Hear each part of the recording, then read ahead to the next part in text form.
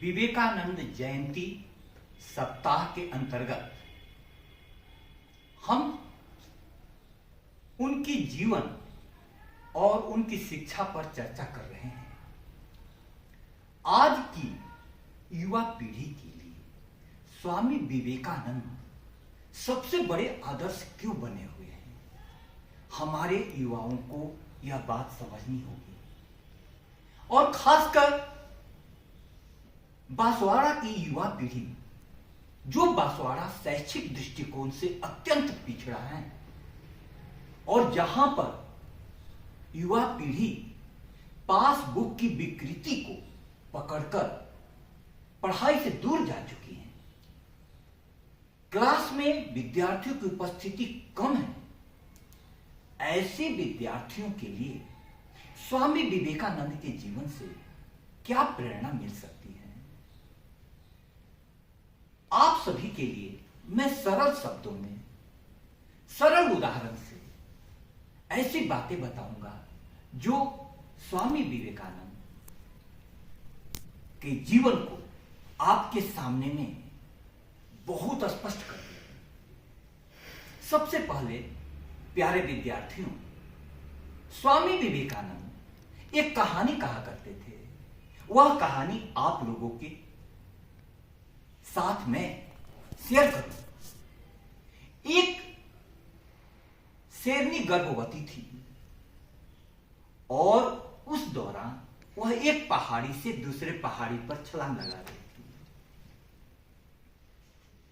अचानक उसका गर्भ में जो बच्चा था नीचे गिर गया और वह बच्चा भेड़ों का झुंड जो जा रहा था उन भेड़ों के झुंड में पड़ गया। भेड़ों के साथ वो बड़ा हुआ, भेड़ों के साथ उठता बैठता। भेड़े मिमियाती तो वह भी मिमियाता। भेड़े लसर पसर करके चलती तो वह भी लसर पसर करके चलता। सारी आदतें उसने भेड़ की, अपना नहीं। जिसके साथ जैसे लोगों के साथ रहोगे तुम वैसे ही हो जाओ। कुछ दिनों के बाद उन भेड़ों के झुंड पर नदी के किनारे एक शेर ने आक्रमण किया। उसने शेर के समान दिखने वाले बच्चे को पकड़ लिया। अन्य भेड़े तो लसर पसर करके जा रही, लेकिन उसको उसने पकड़ लिया और उसका चेहरा नदी की पानी में दिखाया और अपना चेहरा दिखाया। चेहरे समान थे क्योंकि वो था तो शेरनी का बच्चा, लेकिन भेड़ों के साथ रहते रहते अपना स्वभाव भूल चुका था। तब शेर ने एक जोरदार दहाड़ मारी और उस दहाड़ ने पूरे जंगल में वातावरण बदल दिया। शेर के दहाड़ मारते ही उस छोटे से बच्चे ने भी दहाड़ मारी। क्षण मात्र में परिवर्तन हो गया। जो भेड़ों की तरह जीवन जी रहा था वह क्षण मात्र में शेर बन गया। विवेकानंद इस कहानी को युवाओं के सामने में, युवतियों के सामने में क्यों कहा करते थे? सोचो जरा, तुम में भी शेर बैठा हुआ है, लेकिन तुम्हारी पहचान कोई कराए, कोई दहाड़ मारे, ऐसे इंसान की जरूरत है। तुम अपना स्वभाव भूल चुकी हो। हम सभी का तन माता पिता के माध्यम से आता है, लेकिन आत्मा परमात्मा के पास से आती है।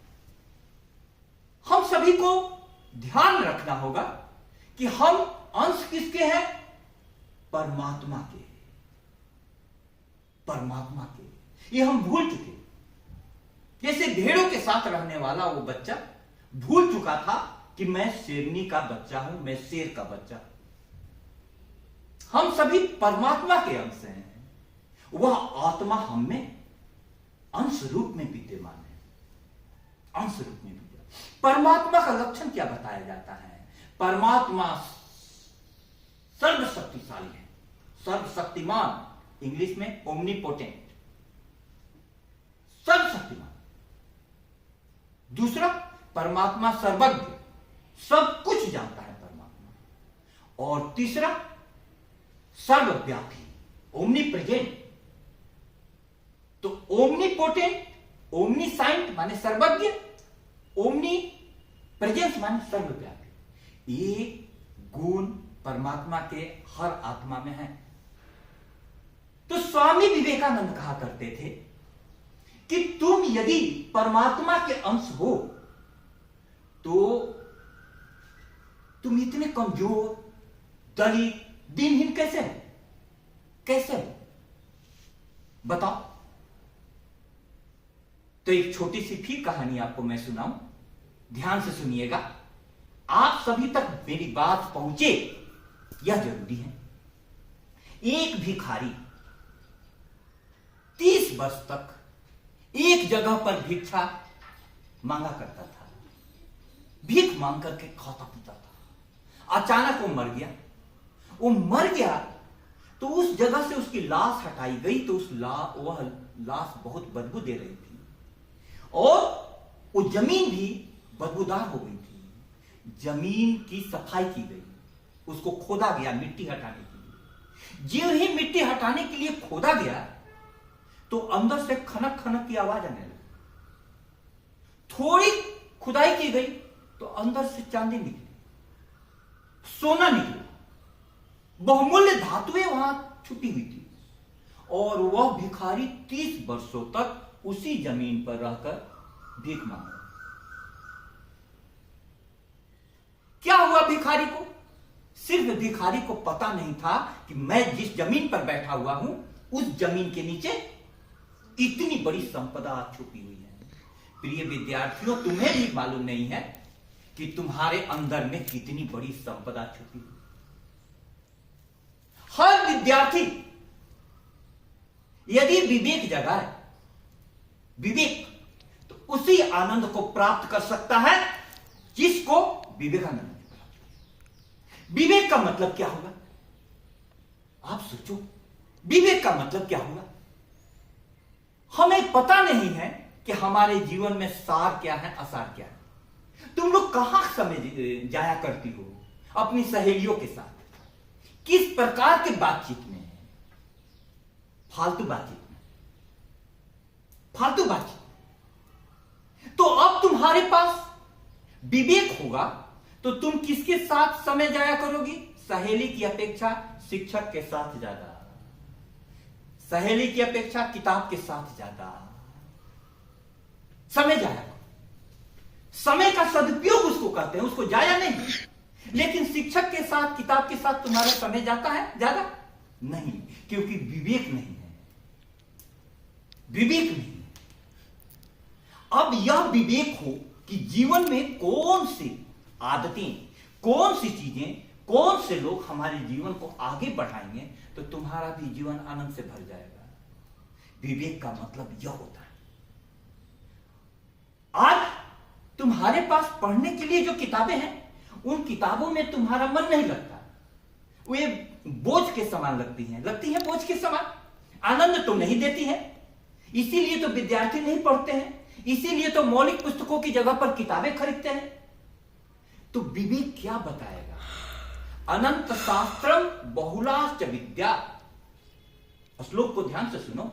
अनंत शास्त्रम बहुलाश्च विद्या अल्पश्च कालो बहुविघ्नता च यत् सारभूतम तदुपासनीयम हंसो यथा क्षीरमिवा अंबु मध्या। श्लोक का अर्थ बता दूंगा, श्लोक तो आपको समझ में नहीं आया। अनंत शास्त्र है, कई प्रकार की विद्याएं हैं, सबको पढ़ना संभव नहीं है। उस पर से अल्पश्च कालो, समय बहुत कम है, बहुविघ्नता च, उसमें भी डिस्टर्बेंस बहुत है। तो क्या करें? अल्पश्च काल, हंस के समान बन जाओ। हंस क्या करता है? दूध को पी लेता है, पानी को छोड़ देता है। बात समझ में आई? हम लोग ऐसे हो गए हैं कि हम पानी को पी लेते हैं, दूध को छोड़ देते हैं। हम लोग ठीक उल्टा चल रहे हैं। विवेक नहीं है इस कारण। विवेक का मतलब आपके समझ में आ गया। अब देखो, आपको छोटी छोटी सी विवेकानंद के जीवन की घटना सुनाऊं जो वो कहा करते थे। उनकी बहुत महत्वपूर्ण लाइन है, आप सबको जाननी चाहिए। जोर से मेरे साथ बोलना, विश्वास विश्वास विश्वास। विश्वास विश्वास विश्वास। पहले अपने आप में विश्वास, पहले अपने आप में विश्वास, फिर ईश्वर में विश्वास। फिर ईश्वर में विश्वास। यदि तुम करोड़ों देवी देवताओं में विश्वास करते हो, यदि तुम करोड़ों देवी देवताओं में विश्वास करते हो, किंतु अपने आप में विश्वास नहीं करते, किंतु अपने आप में विश्वास नहीं करते, तुम्हारी मुक्ति नहीं हो सकती। तुम्हारी मुक्ति नहीं हो सकती। जीवन में विद्यार्थियों आगे जाना है तो विवेकानंद क्या कहते हैं? आत्मविश्वास। आत्मविश्वास कैसे आएगा? तुम लोग बोलो कि मैं परमात्मा का अंश हूं, तब आत्मविश्वास आएगा। बोलो ही नहीं, समझो कि मैं परमात्मा का अंश हूं। समझो ही नहीं, जानो। लेकिन कब जानोगे? तुम अपने बारे में खोजबीन करते हो, ध्यान करते हो। कौन विद्यार्थी ध्यान करते हैं? कोई नहीं। आंख बंद करो, तब तुम देखोगे कि हमारे अंदर में परमात्मा है। तुम लोग एक चीज बताओ, हम लोग किसी को देखना चाहते हैं तो आंखें खोल लेते हैं, लेकिन त्रिपुरा सुंदरी माता के पास जाते हैं तो आंखें खोलते हैं? उनके सामने जाकर के आंखें बंद कर करके देखते हैं। क्यों? क्योंकि उनका दर्शन आंख बंद करने से ही होता है। दूसरे का दर्शन आंख खोलने से होगा, लेकिन अपना दर्शन आंख बंद करने से। मेरे प्यारे विद्यार्थियों, विवेकानंद का दर्शन कहता है, खुले नयन से सपने देखो, बंद नयन से अपने। सपने तो रहते हैं बाहर, भीतर रहते अपने। खुले नयन से सपने देखो। कोई सपना देखना है तो देश काल परिस्थिति के अनुसार हम देखेंगे, उसके लिए आंखें खोलनी पड़ेगी। हम लोग तो नेतागिरी के लिए इलेक्शन में खड़े नहीं हो सकते, सोचते भी नहीं है, लेकिन नौकरी के लिए हम लोग चाहते हैं, वो मिल सकती है। तो खुले नयन से सपने देखो। लेकिन तुम किस नौकरी के योग्य हो, यह कहां से पता चलेगा? यह पता चलेगा खुले नयन से सपने देखो, बंद नयन से अपने। अपने को बंद आंखें करके देखो। विवेकानंद बचपन से ही बहुत ध्यान किया करते थे, बहुत ध्यान किया करते थे। आप लोग भी ध्यान किया करो, थोड़ा देर शांत बैठो। स्कूलों में प्रार्थना होती थी, कॉलेज में प्रार्थना क्यों नहीं होती है? हमारी पीढ़ियां विवेकानंद के बारे में कुछ नहीं जानती हैं। सोचो कि कितनी बड़ी संपदा से तुम वंचित हो जाओगी। वे भगवान के पास बैठ कर करके प्रार्थना भी किया करते थे और ध्यान भी। सारे विद्यार्थियों से मैं अपील करता हूं कि प्रतिदिन सुबह में प्रार्थना भी किया करो, ध्यान भी। पहला विवेकानंद जी से शिक्षा। दूसरी बात देखो, विवेकानंद तुम्हारे ही समान स्टूडेंट थे और वे विश्वविद्यालय का टॉपर थे, फिर भी उनकी नौकरी नहीं लगी। अब मान लो कि तुमको कल नौकरी नहीं लगती है, निराशा होगी, और निराशा में अधिकतर लोगों के कदम गड़बड़ा जाते हैं, गलत रास्तों पर चले जाते हैं। विवेकानंद का कदम नहीं गड़बड़ाया। क्यों? क्योंकि उनकी संगति रामकृष्ण परमहंस से हो गई। किससे? रामकृष्ण परमहंस। तुम्हारी संगति अच्छे लोगों से होगी तो जीवन में कभी भी पैर डगमगाएंगे नहीं। हमेशा संगति अच्छे लोगों से रखो। ऐसे गुरु के पास भी जाते थे, उनके घर में खाने की कमी हो गई। जब तक पिताजी जिंदा थे तब तक उनका घर बहुत समृद्ध था, वे खुले हाथों दान किया करते थे। लेकिन पिताजी इतने दानी थे, स्वयं विवेकानंद पर भी उनका प्रभाव था कि ऊपर से उन्होंने ओढ़ने वाला सर्दी के दिनों में जो कंबल रखा हुआ था सब नीचे आए साधुओं को बांट दिया। ऐसा परिवार था। उसी परिवार में खाने की कमी हो गई।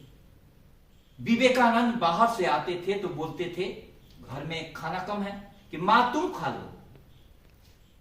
मेरे दोस्त ने मेरे को खिला दिया। कैसी संवेदनशील बालक। मां बोलती थी कि नहीं तू खा, मैंने खाना खा लिया है। मां भी झूठ बोल रही है, बेटा भी झूठ बोल रहा है। ऐसी परिस्थिति में भी उन्होंने दो चीजें नहीं छोड़ी, भगवान का नाम लेना और रामकृष्ण की संगति। आज के युवा गलत रास्तों पर क्यों जा रहे हैं? उनके जीवन में दो चीजें नहीं है। भगवान का नाम प्रार्थना करते हो आप लोग? नहीं। और बड़ों की संगति, ये दो। अब देखो आगे क्या होता है उनके जीवन में। जब रामकृष्ण परमहंस ने उनको अपनी सारी शक्ति सौंप दी। कौन सी शक्ति थी रामकृष्ण परमहंस में? विवेकानंद विश्वविद्यालय के टॉपर थे, रामकृष्ण परमहंस पढ़े लिखे नहीं थे। अब बताओ, विश्वविद्यालय के टॉपर का गुरु बिना पढ़ा लिखा हुआ व्यक्ति हो सकता है? लेकिन है।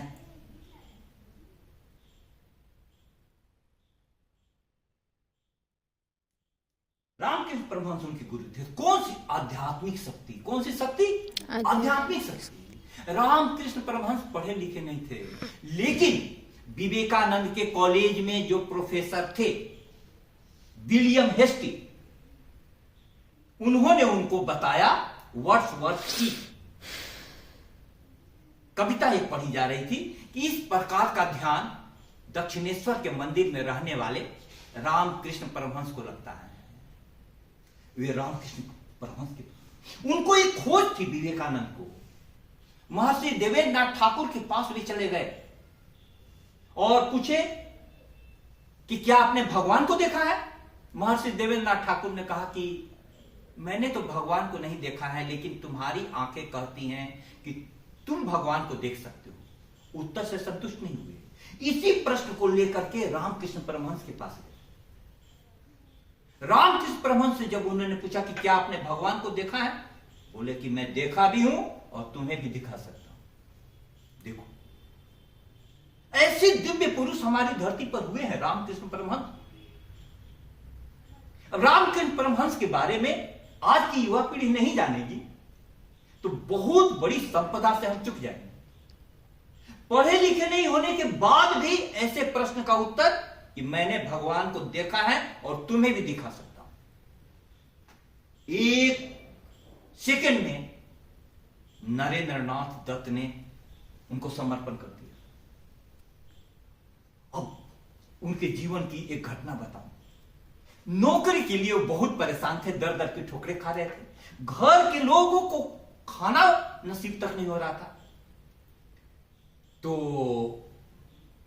उन्होंने रामकृष्ण परमहंस से कहा कि मेरे घर की हालत बहुत खराब है।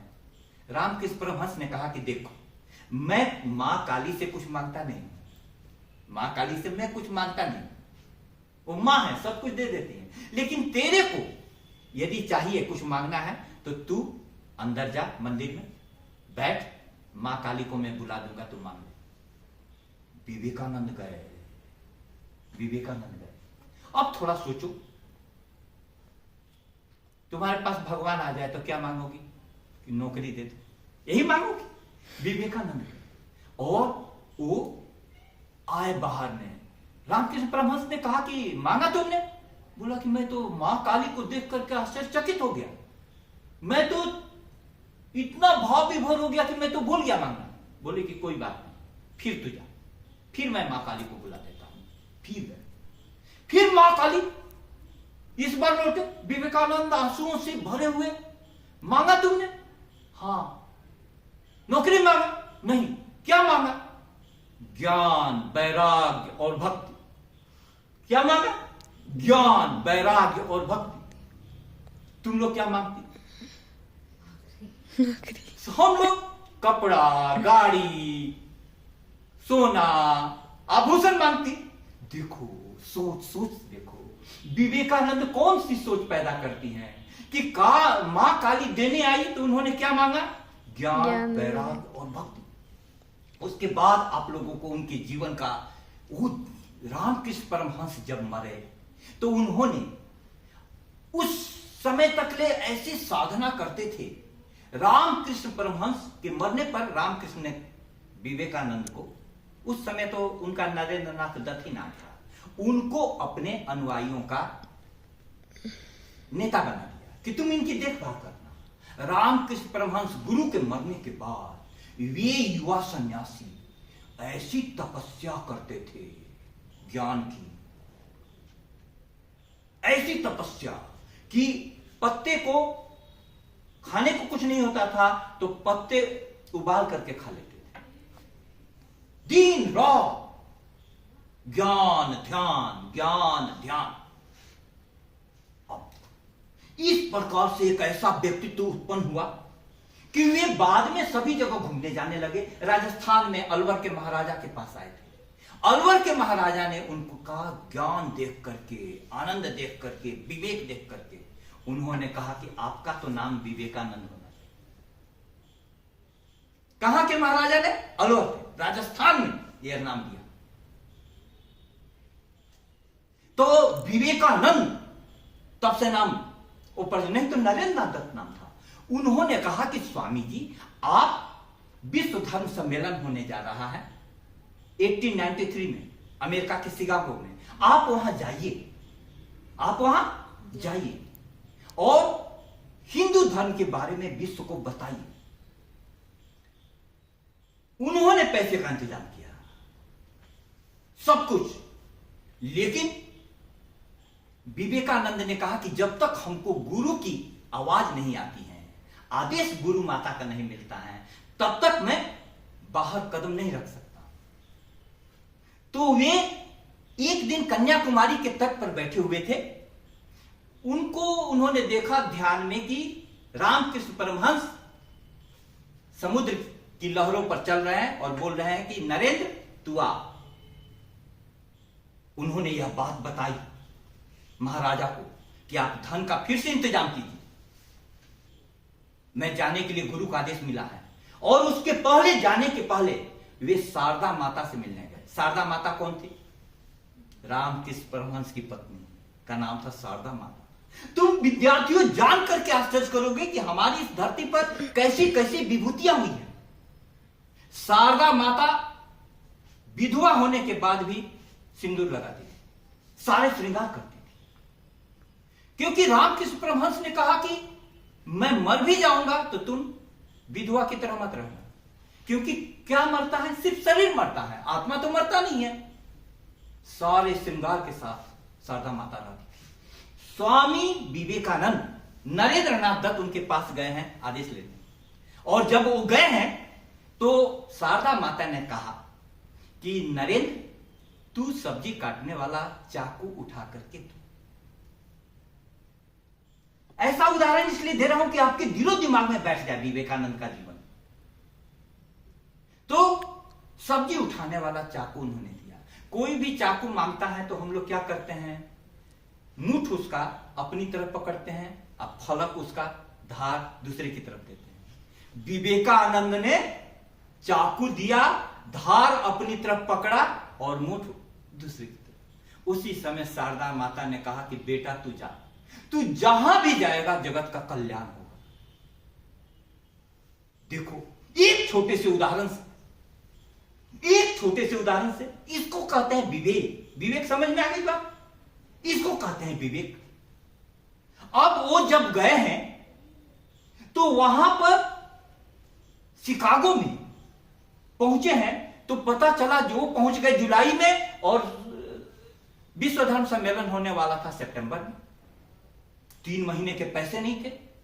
वे बोस्टन शहर में गए, सबसे सस्ता रोड पर जो ट्रैफिक पुलिस के डब्बे रहते हैं उसमें उन्होंने बैठ करके रातें बिताई, ठंड की रातें।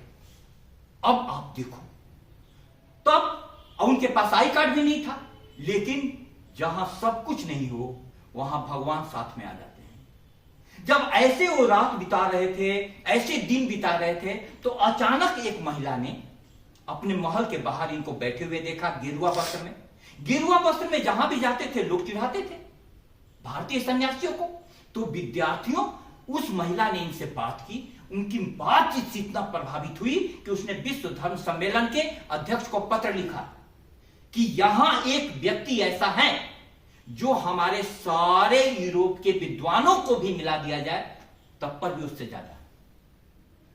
Here is a man who is much more learned than all our European professors put together. उन्होंने पत्र लिखा और जब विश्व धर्म सम्मेलन में गए और विश्व धर्म सम्मेलन में उनको बोलने की बारी आई, वो बहुत नर्वस थे, लेकिन उन्होंने सरस्वती माता का नाम लिया और जब बोलने बैठ खड़े हुए तो इतना ही बोला, अमेरिका वासी भाइयों और बहनों, इस संबोधन से इतनी तालियां बजी कि स्वयं विवेकानंद लिखते हैं कि मेरे भी कान बधिर हो गए। ऐसा क्या जादू हो गया, ऐसा क्या जादू हो गया? ये जादू था अंदर से आत्मा की शक्ति का, ये जादू था रामकृष्ण परमहंस और शारदा माता के आशीर्वाद का, ये जादू था भारतीय संस्कृति का।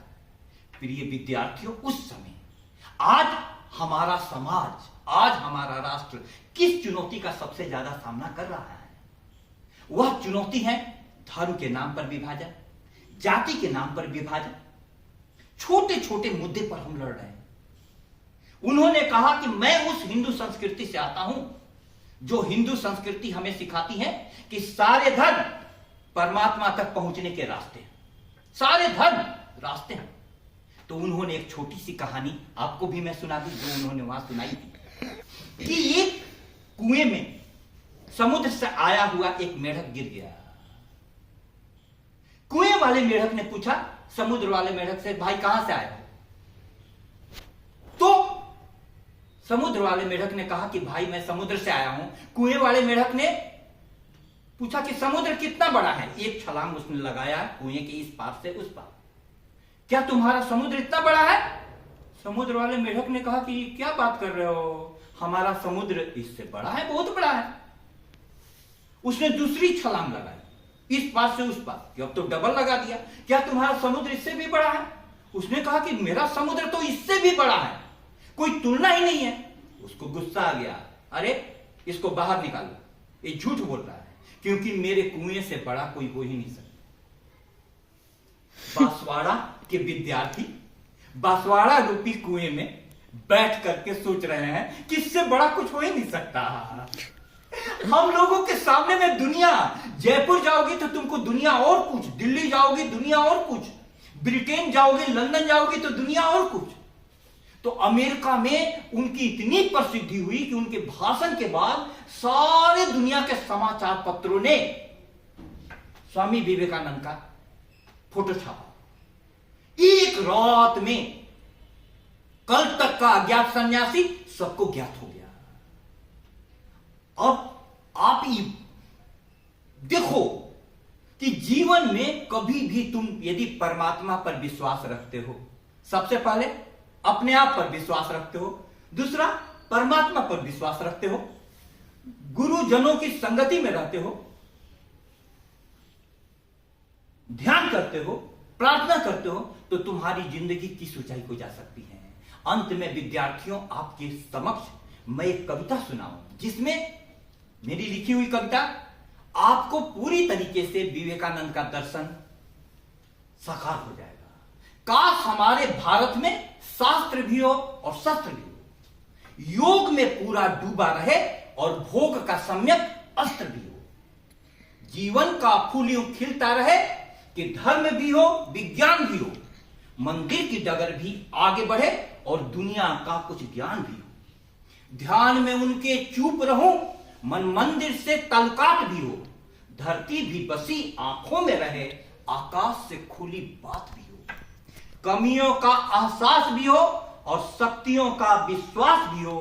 काश हमारी किस्मत में संसार भी हो, संन्यास भी हो, काश हमारी किस्मत में संसार भी हो, संन्यास भी हो। स्वामी विवेकानंद के जीवन का यही सार है कि संसार में रहो सन्यासी की तरह। संसार छोड़कर के भागना नहीं है, सारा काम करना है, लेकिन किस प्रकार से? सन्यासी की तरह। आप सभी को स्वामी विवेकानंद जयंती की शुभकामना देता हूं और स्वामी विवेकानंद के जीवन को आप सभी पढ़ें, उसे जीवन में उनकी बातों को उतारें, और इसके साथ जो भी प्रतियोगिताएं होगी उसमें भाग लें। बहुत बहुत धन्यवाद। कहते हैं कि अपने खुद के अंदर एक भगवान है, उसे पहचानो। और वो एक कथन बोलते थे कि उठो जागो और तब तक मत रुको जब तक कि तुम लक्ष्य को प्राप्त ना कर सको। बहुत अच्छा। जो सर आपने जो कहानी अभी बताई उसमें शेरनी की कहानी बहुत अच्छी लगी और एक भिखारी की कहानी अच्छी लगी, और जो विवेकानंद जी ने शारदा माता के आशीर्वाद से जो शब्द और बताए वो भी आशीर्वाद अच्छा लगा। बहुत अच्छा।